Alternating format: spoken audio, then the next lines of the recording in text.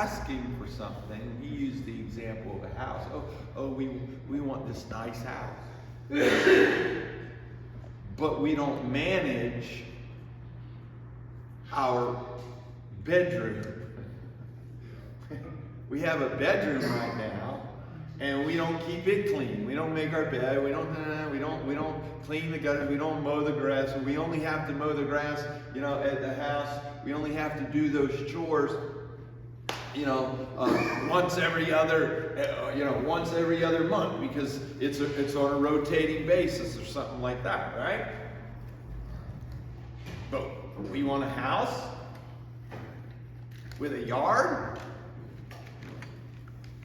We want an apartment. The point is if you're in Christ, this goes back to even my Friday stuff, is that there are principles and there are procedures and there are processes in God that you think you're asking for a specific word, and you don't even have a clue of the generality of how God operates. You're asking for a wife, and you can't even treat your roommate well. And a roommate is somebody you can go rent a different room and break off that relationship. You get a wife, you get a spouse, you get a husband, it ain't like switching roommates. But you see what I'm saying? We can't get along with our roommates, but we want a permanent, we want a spouse. We're asking for something that we're not ready to manage. You're asking for a relationship that you can't manage. So of course, law of first mention, God's like, I ain't allowing it to happen. I'm not allowing it to happen. Not at this time. Why? There was no one there to manage. And Miles Monroe wrote a whole book. I need to get it. But he was quoting from that book something about,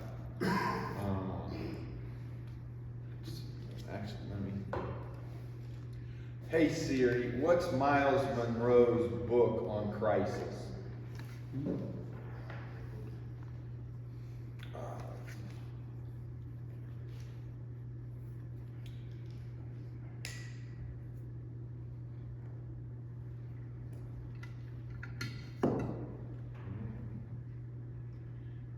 Hey Siri, what's Miles Monroe's book on crisis?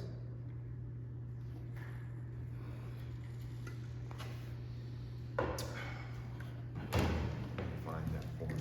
Kenny?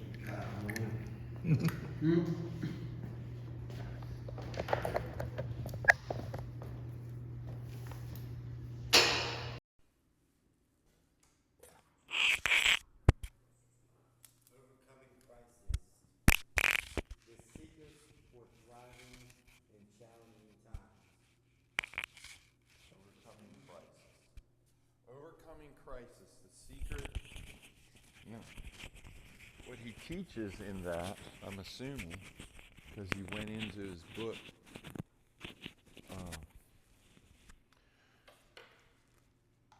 with Benny Hinn is that every problem you have, or even everything that you want in the future,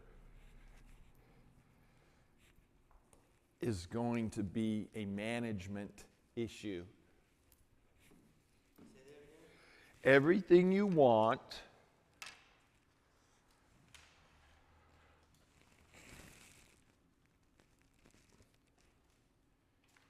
in the future, and everything you want changed from your past, is a management issue.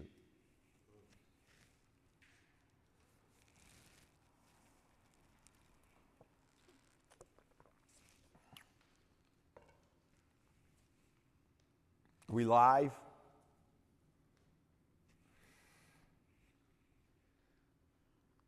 Everything you want changed from your past and everything you want in the future is a management issue. So we just read from Genesis chapter 2 and verse 5. I'll begin reading in verse 4. This is the account of the heavens and the earth when they were created, when the Lord God made the earth and the heavens. Now no shrub had yet appeared on the earth, and no plant had yet sprung forth up, for the Lord God had not sent rain on the earth, and there was no work, there was no one, there was no individual, there was no human, there was no man to work the ground.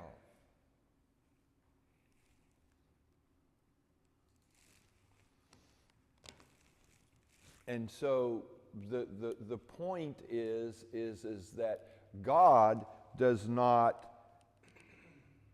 send increase or allow things to grow in your life if you're not capable of managing them. God said this. He said this about prosperity, right? Prosperity is growth. Prosperity is good growth. Prosperity is blessing. Some of us think, I want children. I want a family. I want a spouse. I want a new apartment. I want a better car. I want a better job. I want, right? We want. I want my business to grow. I want my, right? I want my ministry to grow. The truth is, Regenesis or spirit life or none of that would be able to grow to this point. We have like 25 employees on payroll, and then that's not to mention like different subcontractors. Like we pay an accounting firm, so technically I got people in Tennessee that are working for us as well that you don't see. And then we've got people that are building our website that we're paying. We've got other people that are in different places. Then you add on.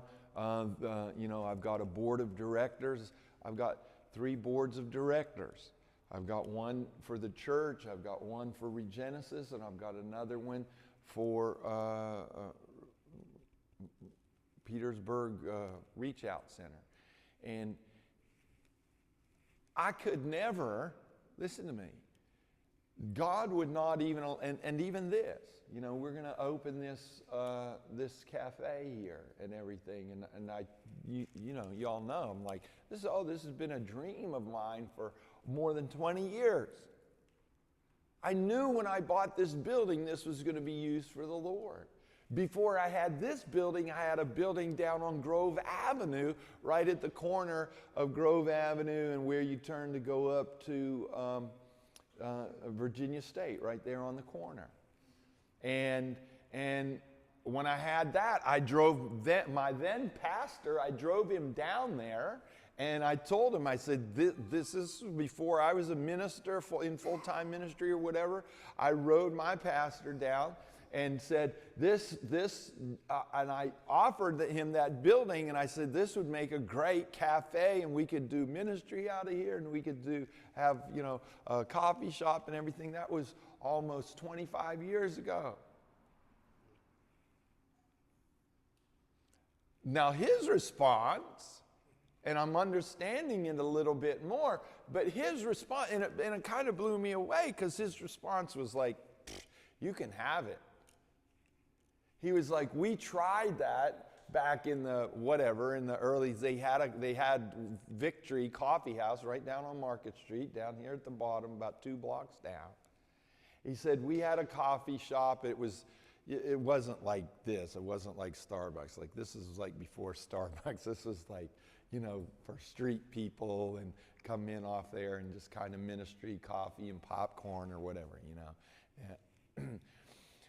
a little hangout joint and everything. And he said, it was called Victory House.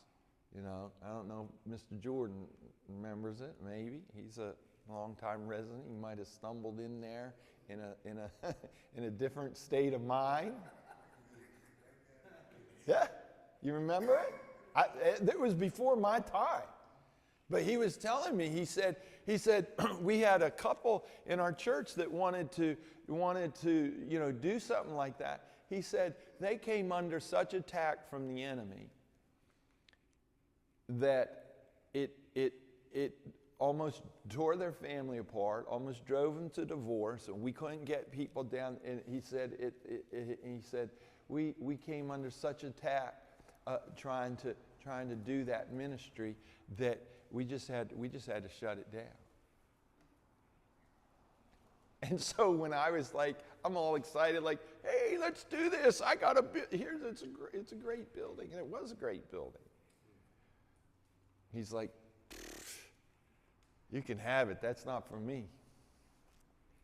And I was like, it hurt my heart.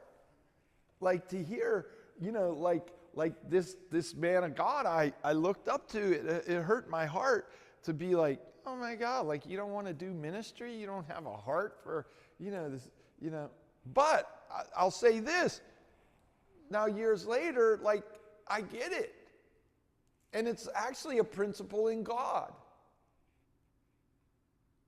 If you're not capable he wasn't capable of managing that. That wasn't his calling. And when you bite off something that you can't chew, you choke on it.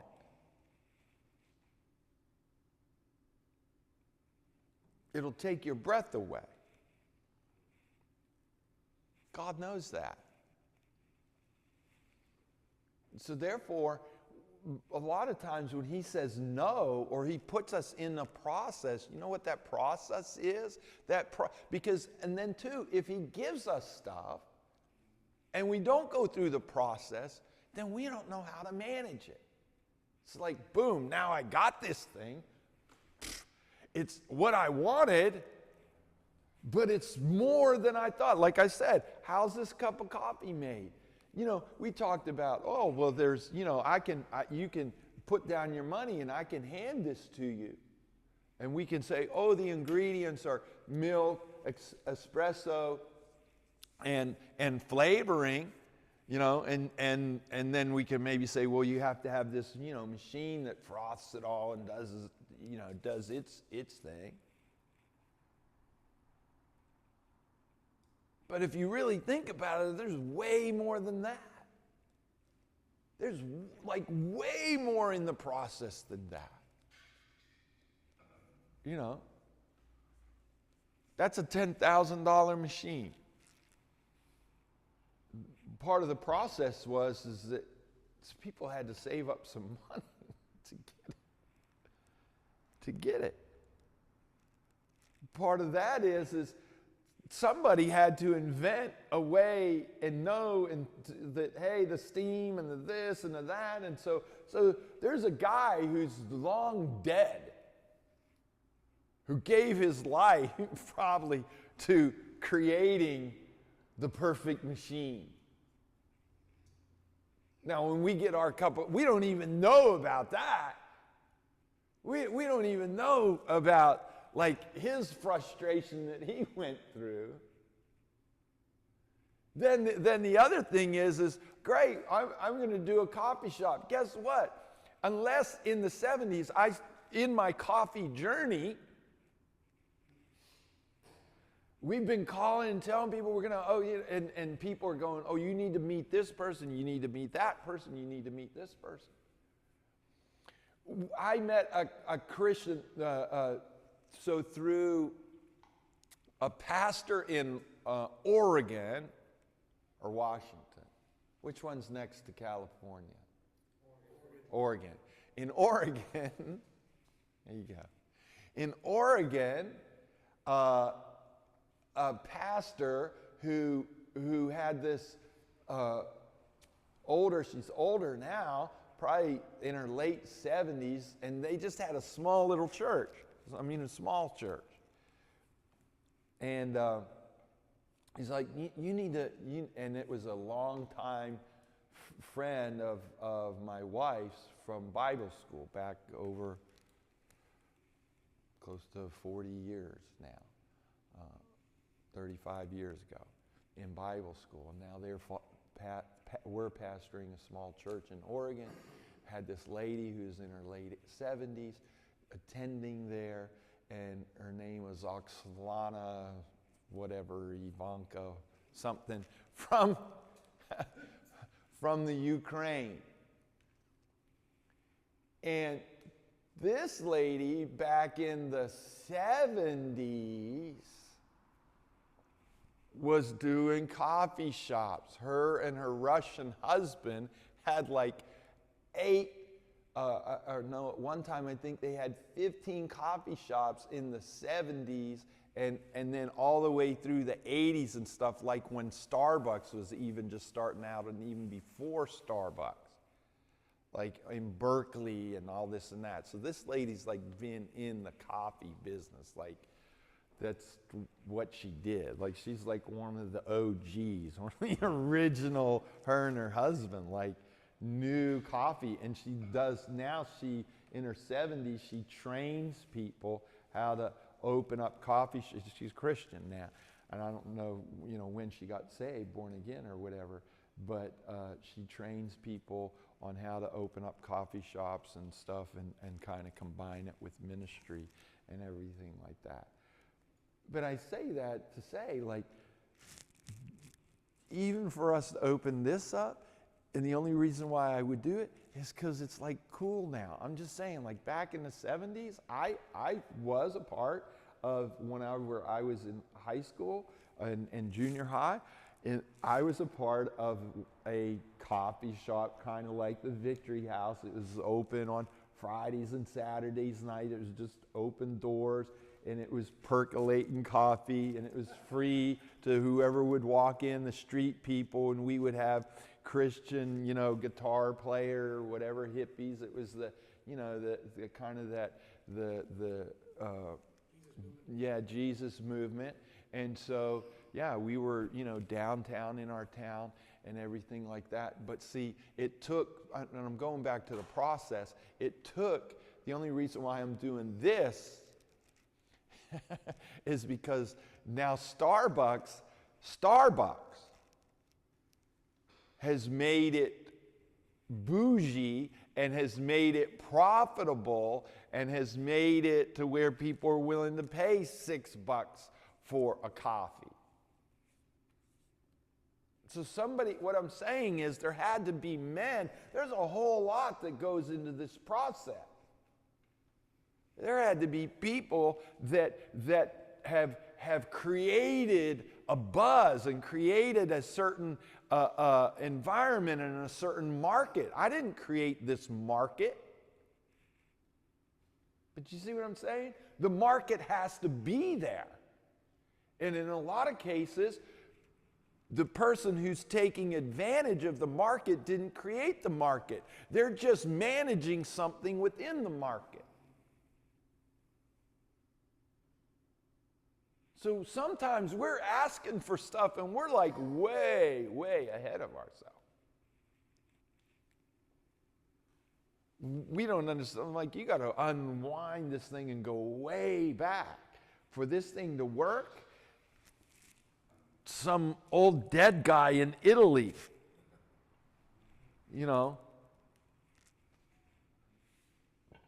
had to be tinkering away in his little, like some friggin' Kentucky still maker,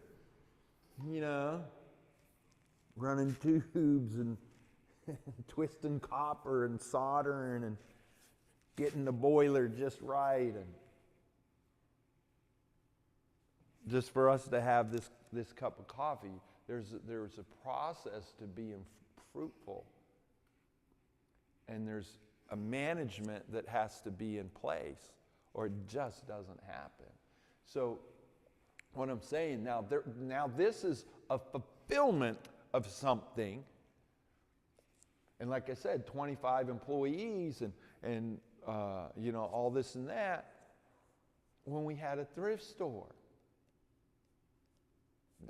The first thrift store was right up here around the corner. It was my old green Dodge, my personal truck, and we go out and we would hustle yard sale leftovers. That's what my wife would do. On the weekend, she would, when we started the ministry, and we had a big empty thrift store with nothing, like it was every bit as big as from there all the way to the back of the building, just empty. And that was our thrift store. And we had a couple folding tables out. 4 or 5 folding tables. And Tracy would go out on Saturdays starting at 8 a.m. and go read the newspaper. That was back when we still had newspapers, and see who was doing yard sales, and drive around and say, hey, we're just this new ministry. We have a thrift store. If you have any leftovers or things that don't sell, we'll come around later and pick them up. Here's her number, and that's her and another person would ride around and go pick up yard sale leftovers in my old Dodge truck and bring them to 4 folding tables in a big space, and no one's getting paid. Like, no one's getting paid.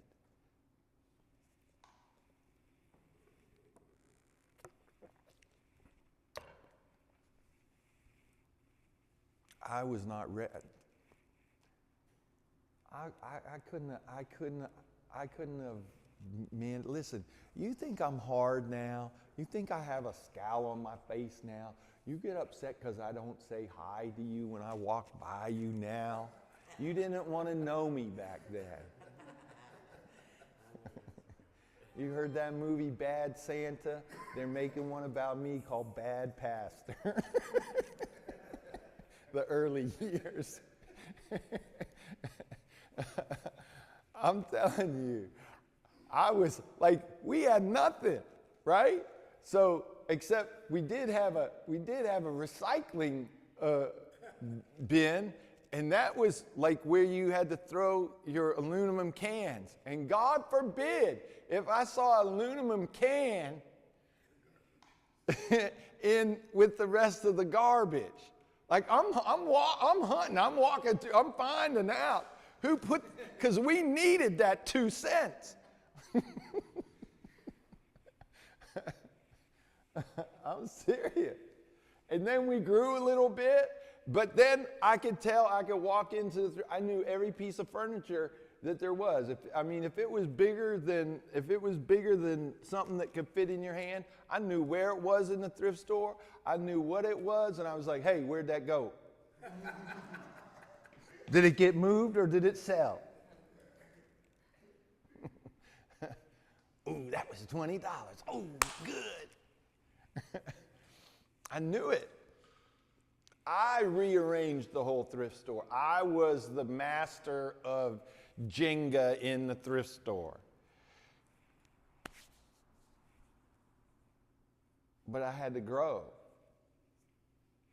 I had to grow. And I was so, uptight about the finances and the direction of this, because I'm still not. I am not a manager.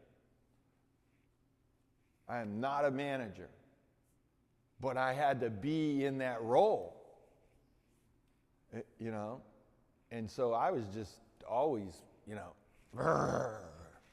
angry, upset. What about this? Why'd you step over a piece of gum? Why did you do this and that? Why is there this over in here? So anyways, we still have that culture. I just don't have to You still hear about that, but I'm not the one generally. Now, if you work with me, you see some of that in me. But it's management. The only reason why we could grow is because, and then I tell the story, like 8, maybe going on 9 years ago now, I knew I was way in over my head with everything that we had going. And I was like, I needed to learn leadership. Why? Because, John Maxwell teaches is that leaders are a lid. And nothing's going to grow higher than the lid. And some of you want to grow in your personal life, but you don't want to grow yourself. You want to grow your family, you want to grow your assets, you want to grow your stuff, but you don't want to have personal growth. You don't want to challenge yourself, beat yourself, discipline yourself, do the things necessary that will, because God, I'm just telling you, God's not going to allow your stuff to grow or allow you to be blessed beyond what you can manage. Okay? Now we see it here, the law of first mention in Genesis chapter 2, but it also coincides with the scripture that says God desires that you prosper as your soul prospers. What is the soul? Your mind, your will, and your emotions. As you develop in your mind and your will and your emotions, then God says, I want you to have blessing. I want you to be blessed. But I'm not blessing someone who has low EQ. What's that? Your emotional quotient. IQ measures your intelligence. EQ measures your emotional quotient, which is some of you. I know some people that are very smart, but they have no control over the emotions. That's one of the biggest things that I find in this type of ministry, or even just in church in general. I mean, church folk even, they're just smart. One of the biggest problems we have in the body of Christ is people are just too easily offended. You know what that is? Emotional quotient. They have a very low, they can't manage their emotions. They feel something and then they just want to act on it. No more than an intelligent person thinks something and they process it and they don't say everything, every thought that comes into your head. We call those fools. And it's not, you say, you speak before you think. No, you thought. You just didn't think twice. And a wise person, like I said, actually will think 5 times. All right? Talking about wisdom is 5 questions deep. They talk about a chess player is you got to be thinking 5 moves ahead.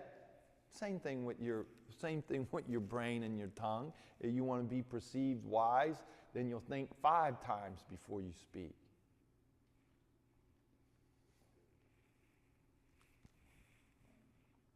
It's not that you don't think. It's you didn't think it through. You didn't count the cost. And so, we call people like that fools. Same thing with your emotions. You should run a checklist on your emotions before you don't even let them show.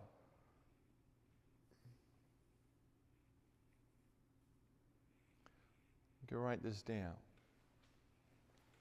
Courage and boldness. Courage and boldness. And I'll even say faith. I'll throw faith in there. Courage, boldness, and faith is not the absence of fear.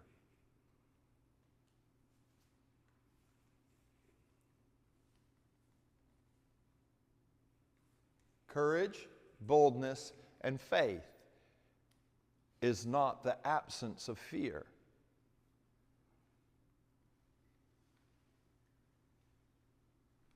But rather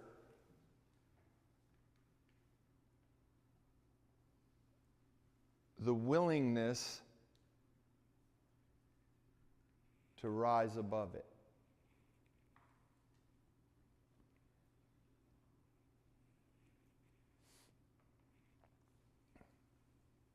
Willingness, you could say decision, the choice to rise above it.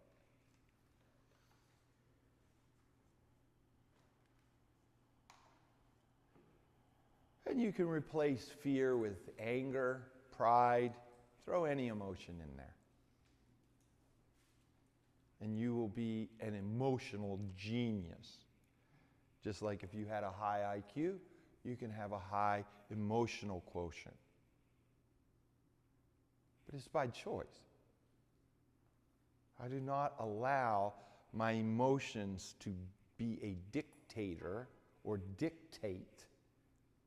I do not allow my emotions to be a tyrant. That's what a dictator is, or we say dictate. My emotions don't even dictate how I feel. What? Yeah. Your emotions don't have to dictate how you feel. Change it. Choose a different emotion.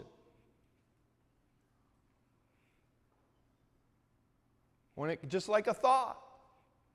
I have crazy thoughts. I have fearful thoughts. I have doubtful thoughts. I have lustful thoughts. I'm not going to let them rule me. We're using the word dictate. Do you understand? Where we get the word dictator, where we get the word tyrant, where we get the word someone who lords over you and controls you.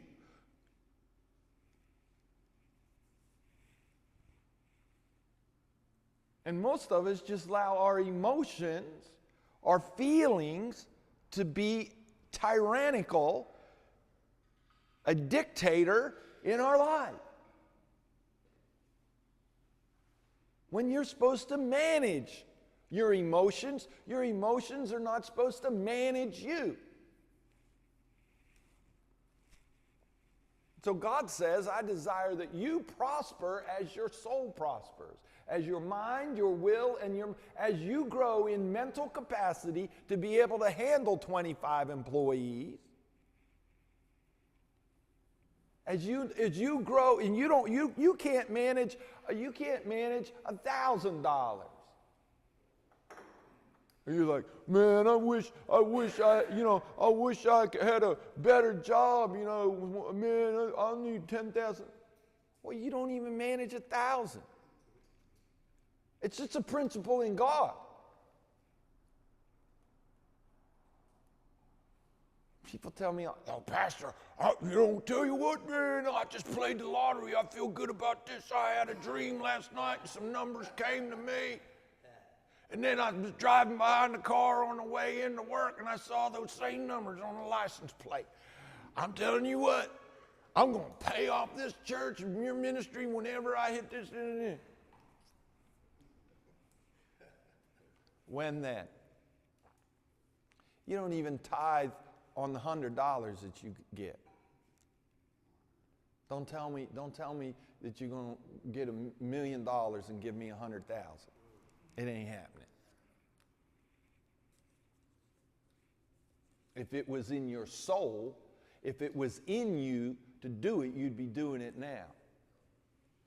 But you haven't developed that $10 giving. You know that you can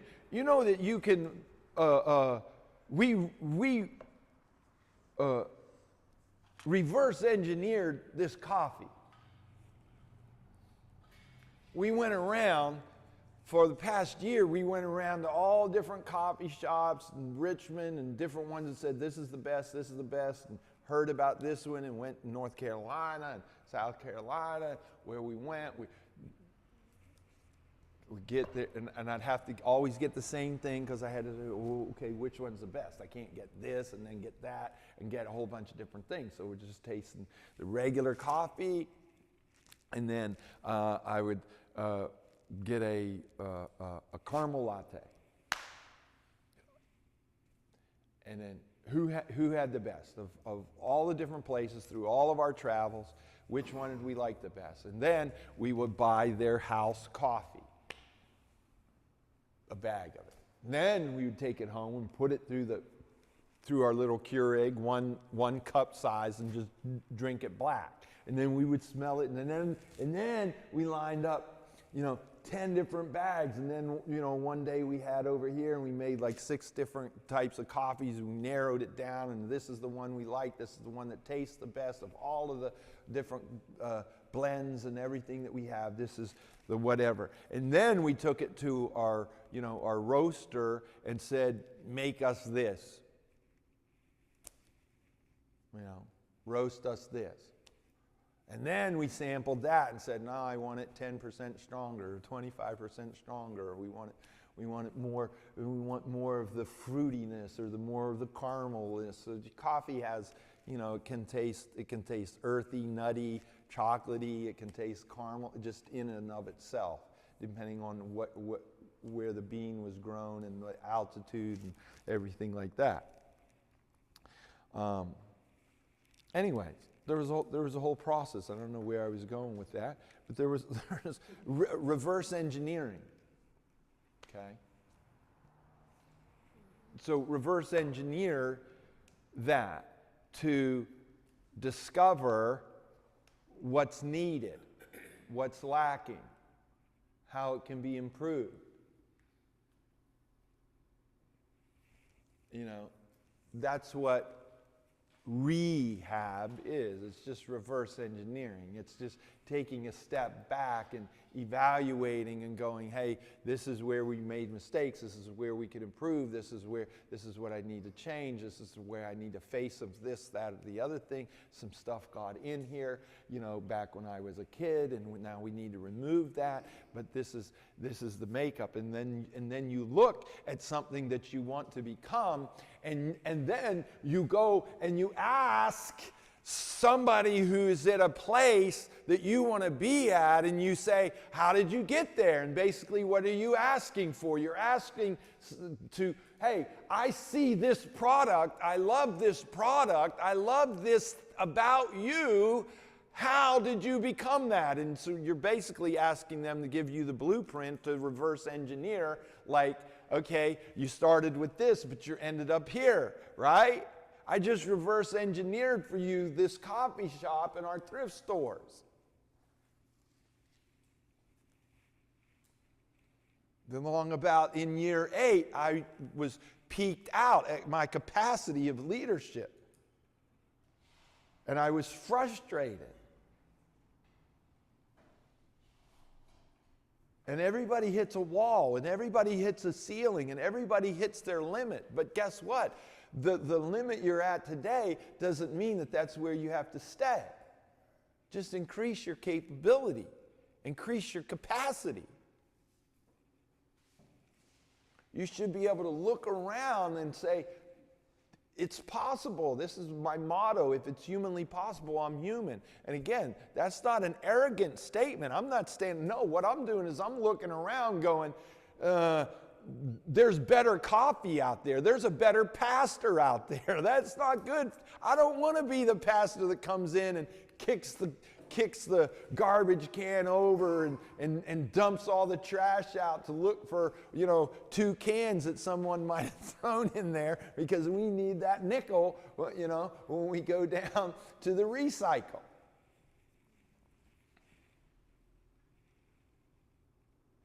So God says, I want you to prosper, but your soul has to prosper.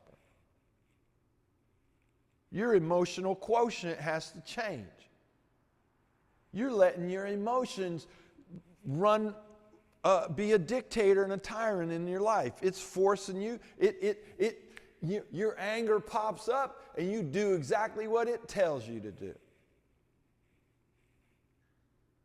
You blow off at the mouth, you walk away from ministry, you walk away from the church, you walk away from whatever, you're easily offended, and you just go do whatever.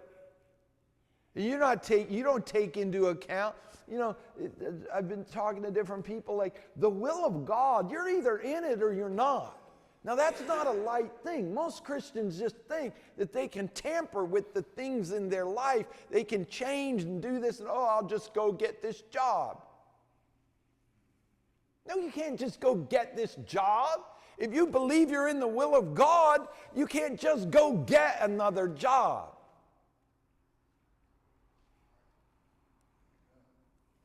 You can't. Well, you just think that job is in the will of God?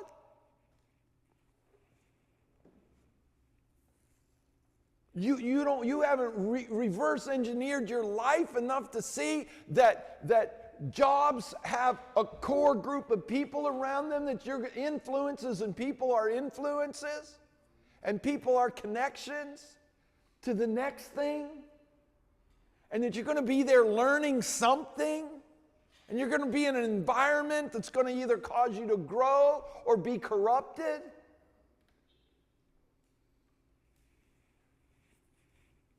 And you can't just go to the church you want to go to when the pastor preaches something you don't like. You can't. You don't get to choose the church you go to. You don't get to choose the job you go to. You don't get to choose nothing. If it's in the will of God, those steps have been pre-ordered by God. Where you work matters. Where you go to church matters. Who you date matters. Who you talk on the phone for an hour and a half, it matters. Oh, we're not doing nothing. Yes, you are. Yes, you are. That 1 hour of time you spent, you ain't never getting it back. And you're going to wonder, why is my life this way? Why? Because you need pillow talk at night, or you need, you hang up first. No, you hang up first.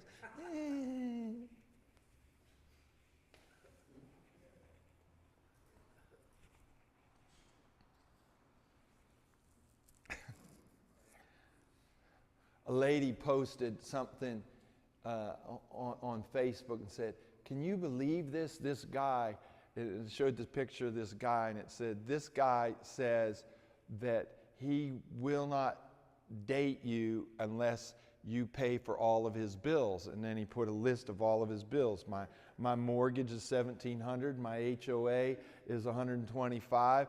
I spend about $300 in cologne, every month. My clothes are this. My tires for my car are this. And then he had it all broke down. And he's like, unless you're ready to pay for all of this, stay the F away.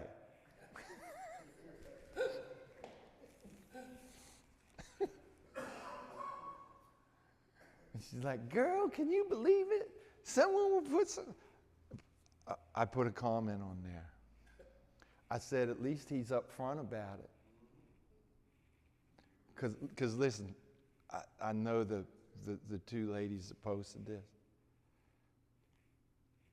Single women, over 40, and you just kind of see all these, they're looking for that man.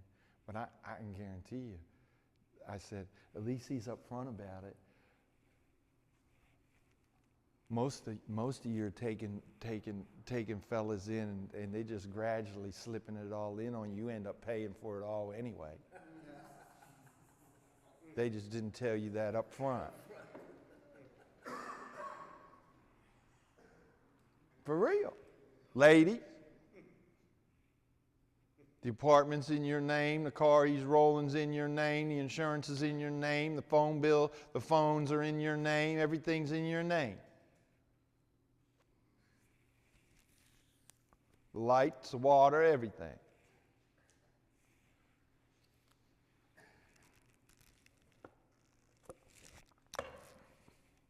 You got to grow. Got it?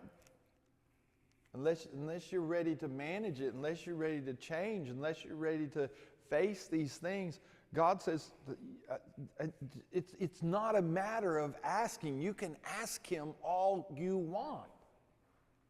He doesn't go against His principles and processes. You don't know Him. You know why people don't come to April and I and ask us stuff, and they'll ask other people, and they'll ask friends, and they'll ask other, what do you think about this? What do you think about that? What do you think about that? And you'll talk to your roommates, and you'll talk to whoever. You pick all the different people you want to talk to. You know why you don't come to me in April? Because you already know what we're going to tell you.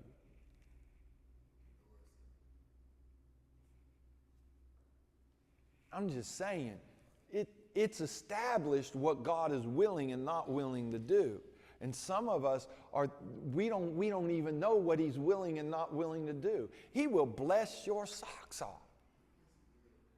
He will give you the lake house. He will give, even like Matt and Sierra, He'll take them out of a motel room and in 2 years give them a 9-bedroom house on like 5 acres in Dinwiddie.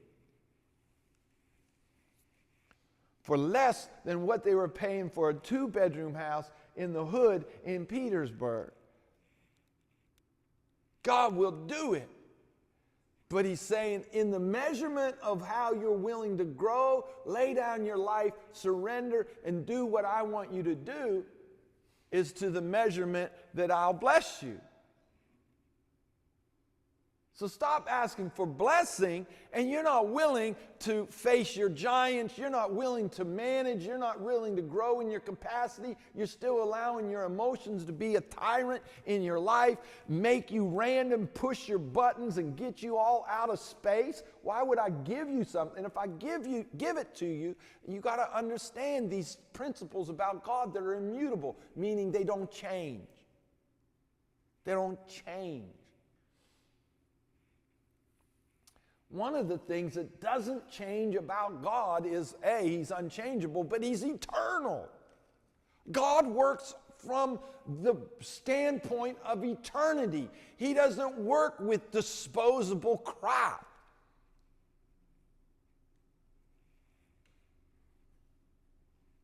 He's not like, if this doesn't work out, we'll just throw it away and do.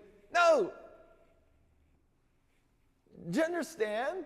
Like He knew Adam and Eve would fall and sin. And so before they even did that, He had an eternal solution. Eternal. If any of us were God, myself included, when they sinned, it was like, that was nothing. I made them out of dirt. Just squash them and start over. Right? Turn them back in the mud. I'll use better clay next time. I'll blame the dirt. It was in the dirt. Got a bad handful of dirt. Had a little congestion in my lungs when I was blowing the breath of life. Something must have got into them. Man.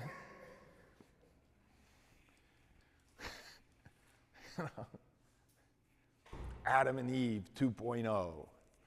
Whatever. Just start over. No, He's an eternal God. So He's like, I create something, it's forever. I give something, it's supposed to be forever. Or if it's not forever, it at least moves in the direction that I want it to do, and it changes in such a way that then it becomes what I wanted it to be all along. But he's not this disposable God.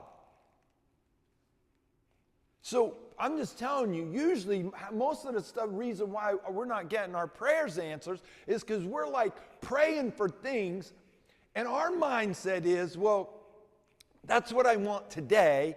And yeah, maybe it's not whatever, but if it doesn't work out, that's okay. Because tomorrow I'll pray, next year I'll pray for something different. It's like, I'm not like that. I give you something, I want you to manage it. I want you to grow it, develop it, make it better, improve it. And then if you do well with that, if you're faithful in these little things, I'll make you ruler, or I'll give you more to manage and grow and improve, because I'm into improvement. I'm into giving things at a seed level, at a small level, at maybe even this level here. And my expectation is going all the way back to Genesis chapter 2. I don't water things. I don't make things grow. I don't put my blessing on them. I don't nourish them. I don't even create them or give them to you unless you're there to manage it. And the thing about him, he knows the future. He can look and see, are you going to abuse this? Are you going to break it down? Or are you going to kick it to the curb? Then I'm not giving it to you.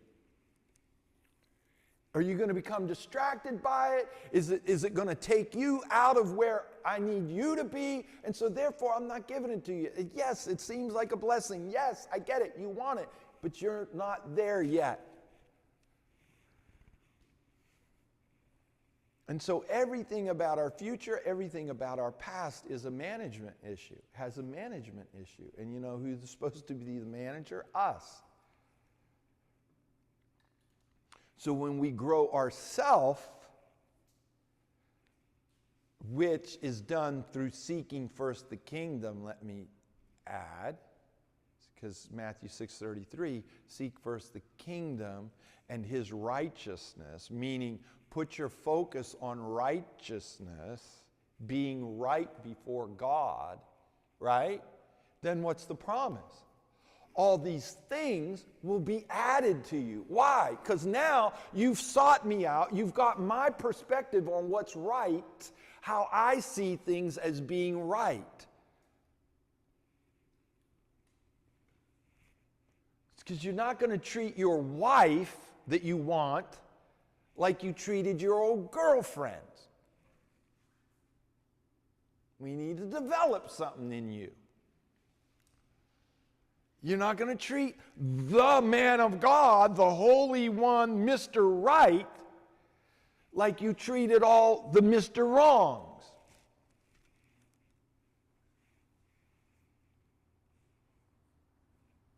I'm not going to give you all of this money if you don't know how to manage it. I'm not going to give you the employees if you're just going to abuse them.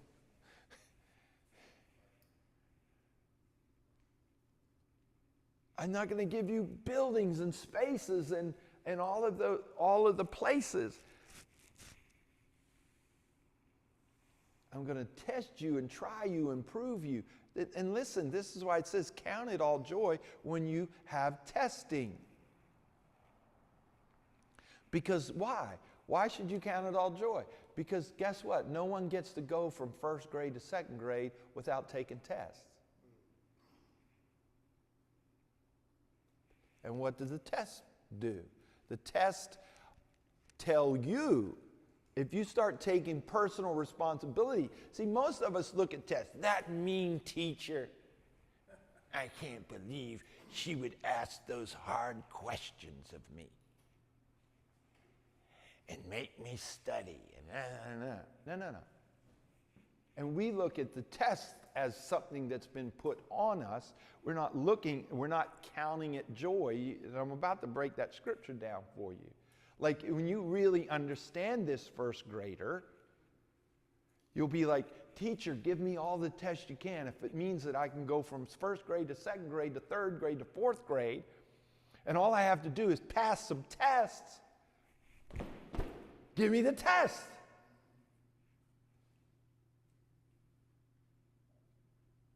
Why? Because I know that all along it's for my good and I'm actually learning something. I know how to tie my shoe now.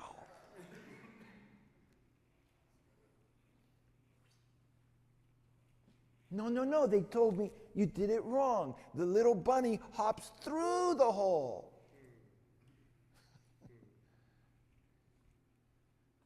I learned that. Or maybe I didn't. I just tuck my shoestrings in, tie them in a knot and shove them in my shoe and don't even tie them. The internet's horrible, teaching us all hacks instead of learning the lesson. But listen, you'll love teachers when you understand that learning is the only way that you get to the next level. God's not going to put you in the next level. For one thing, that would be cruel. That would be cruel. There's a lot of people that say they want to go to the next level, but they don't want to learn all of the lessons at this level, because it would be very cruel for somebody of stature or something to throw somebody into a next level stuff and they just look as stupid as can be. Do you know how embarrassing it is? When you're an idiot. When you just don't know, you're freaking clueless. And the sad part about it is you don't even know you're clueless. Then everybody's like, can you believe this fool?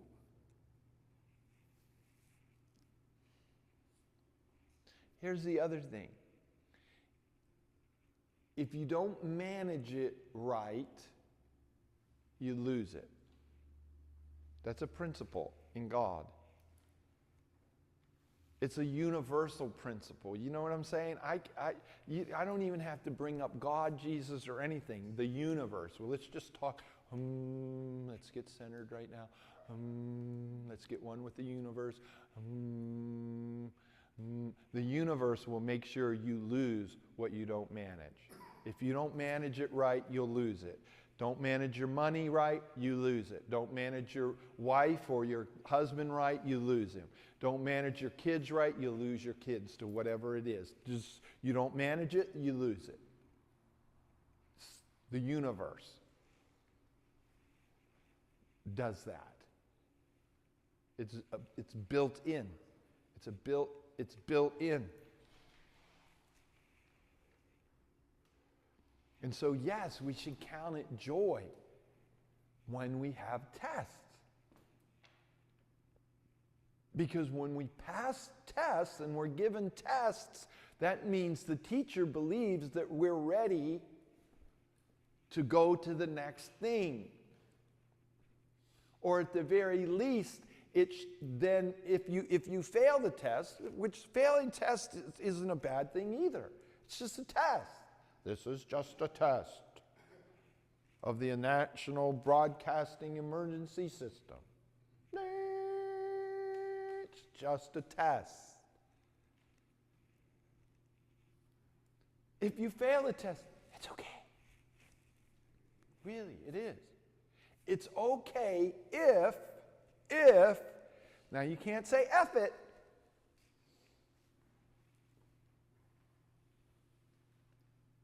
When you fail a test, you go, great, what I missed. So it doesn't matter if you missed 1, or you missed 9, or 10, or 100, or 99. As long as you look at it and go, okay, I need to fix this. Tests are great. Failing tests are great. Why? Because it should give us feedback on what we need to correct. Why? Because the intent is not to hold you back. Listen, a teacher putting an F or a D or whatever on your paper is not because she wants to see you for the next 5 years. I just love Doug so much, I'm just going to fail him at everything so he can be 23 years old, in my 11th grade class. If there is, we need to investigate, maybe bring that teacher up on charges.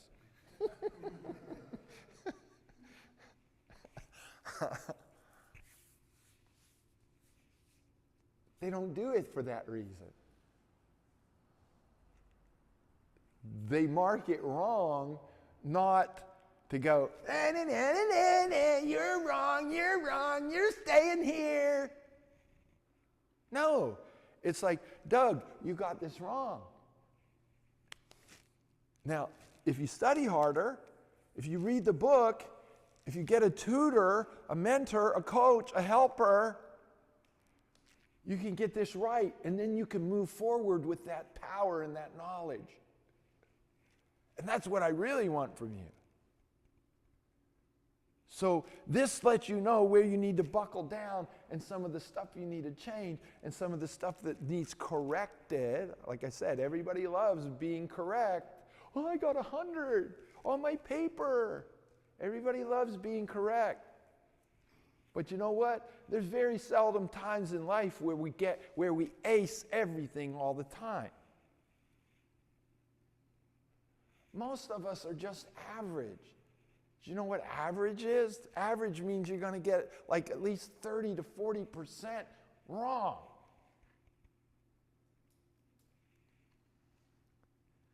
Now you can move to the next level being 30 to 40% wrong.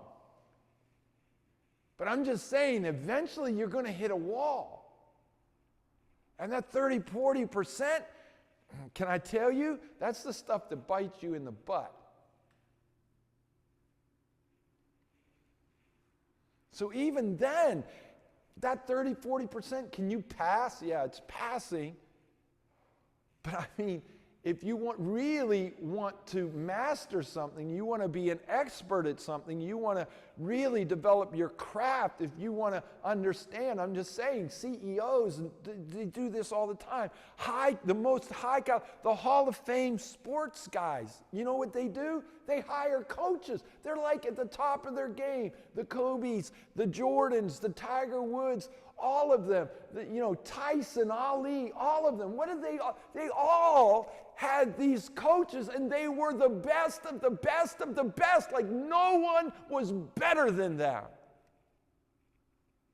And many of those guys that I just named, the Tom Brady, all that, they have other people, like not even in their system. Like, yeah, you have your team coach, but you know what? Most of them, they hired for hundreds and hundreds of thousands of dollars, they hired their own personal. To do what? To test them, to correct them, to point out their flaws, to push them. Why? Because the next level, there's no limit. There's no limits to this process. I am proof of that. I mean, like I said, I am proof of that. I am a gutter cleaner. I can clean your gutters. And I know how to hold a ladder now, a big 40-foot ladder. And you balance it just right. And you can walk around with it. And I can do that. And in the natural, that's me. But God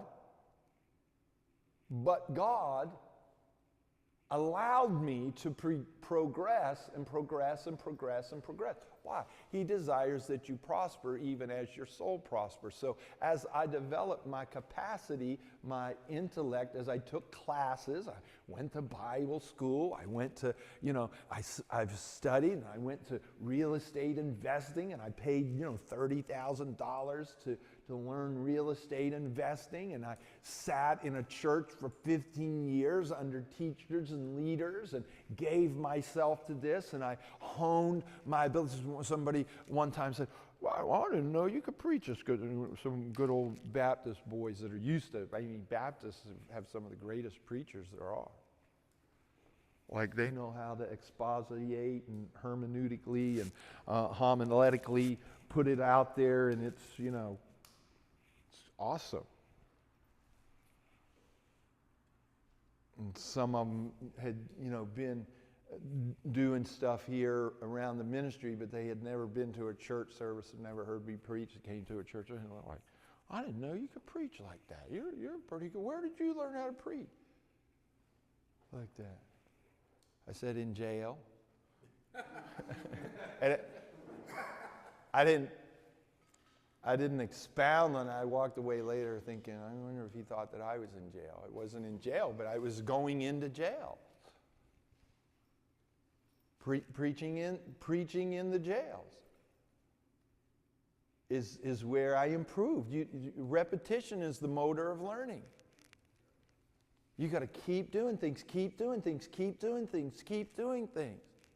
And it's not practice that makes perfect, it's perfect practice. So you can't be laissez-faire even about your practice. You have to prepare for your practice just like it was the real thing. You have to prepare each time to say, I want to improve. You have to look at it like this is a craft, this is a skill, this is a ability that can be improved on.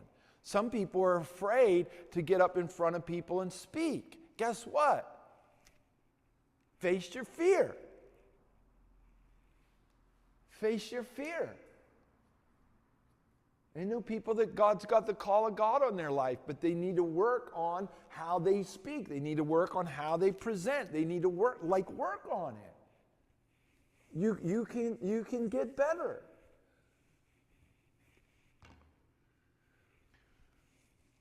Jack Hyles, he's long since dead. Was the founder of that church in Hammond, Indiana. One of these great Baptist preachers. Got old cassette tapes of him, and he did a sermon about dreaming, making a decision, having a dream, and your dream. It was all these D words. I forget what it was, but he tells a story about a Bible school student that had a hair lip, and he had a speech impediment. And he said this young man, they're all at Bible college there, and they all are studying to be preachers, and and everything like that. And he said, we're all at Bible school, college, and this one guy, we'll call his name Johnny. Johnny had a speech impediment, and Johnny something like this. And he was going to be a preacher, and all of the other young men just he was the brunt of every joke.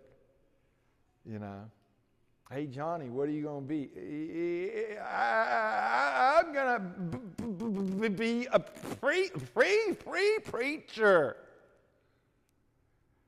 And he said one day, all of the boys were out on the campus, and he said the college campus was a beautiful campus, and it had these nice walkways with the hedges and the ivy and everything like that, and you had this circle, that kind of where all of the dorms and different things led out into. And he said all of us boys, preacher boys, were there in a circle one day, and he says, out and across the walkway comes the campus beauty. Oh, you knew who she was. She was the stunner. She was the one. And he says, we're all standing there. And he says, this girl walks by, and Johnny's there in the circle with us. And he's like, whoa, what? Whoa! He's like, wow! And the boy said, oh, you like her, Johnny, huh? You think she's, yeah, I'm gonna marry her one day. Oh, and they laugh. Oh, Johnny, so you're going to be a preacher and you're going to marry the campus beauty. Yeah, right, Johnny. And they would just laugh and laugh and laugh. And Johnny, they're out there. Johnny, what are you going to do? And then who are you going to marry, Johnny? And I'm going to be a preacher and I'm going to marry the beauty of the campus. And they all laugh and laugh. And every day the campus beauty would walk past the group of young preachers and I'm going to marry her. And he said one day the campus beauty walks by and they kind of get into a little conversation, and Johnny says to this girl, I want to ask you a question. And gets her attention. Is like, Johnny, you want to ask me a question? Okay, ask me a question. Go, yeah, you can ask me a question. And Johnny, with the most clearest voice, said, would you like to go on a date with me? And she was stunned. Because she knew Johnny was the joke of the whole campus. And she said, what did you say? Johnny, what did you just say? He said, would you like to go on a date with me? And she said, Johnny, have you been practicing? And practicing? He said, you bet, yeah, sure, yeah. I've been practicing to say this one thing. Would you go on a date with me? And she said, you sure can. Anybody who would work that hard. And he said, you know what Johnny's doing today? Preaching the gospel. And you know who Johnny's married to? The campus beauty.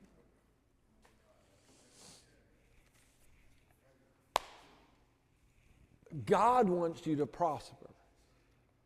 But you've got to take and be intentional and have the understanding that you've got to manage this prosperity. You've got to be prepared for this blessing. You have to create the capacity to do this. God will give and God will bless and He will change and He will do some supernatural stuff. Absolutely supernatural. Elevate you to places that a gutter cleaner, a painter's helper should not be. But when you surrender to God and you recognize that I have to grow in my capacity, 8-10 years ago, we got hungry to learn leadership. We went and looked. We sought out people who would teach us leadership in ministry, who would teach us how to lead. Not teach me how to preach a better sermon, not get me hyped up on whatever. Teach me how to be a better leader. And guess what? We went from 5 employees to now 25. We went from, 1 thrift store to 2 thrift stores to the food pantry. God just was, as I grew, my capacity to manage what God would give me, then God gave it to me. Right? And so, that's for everybody. Not, that's just a principle in God. Right? So we'll call that a wrap. And you'll be, look, they're not even in here yet. Where are you guys at? We're waiting.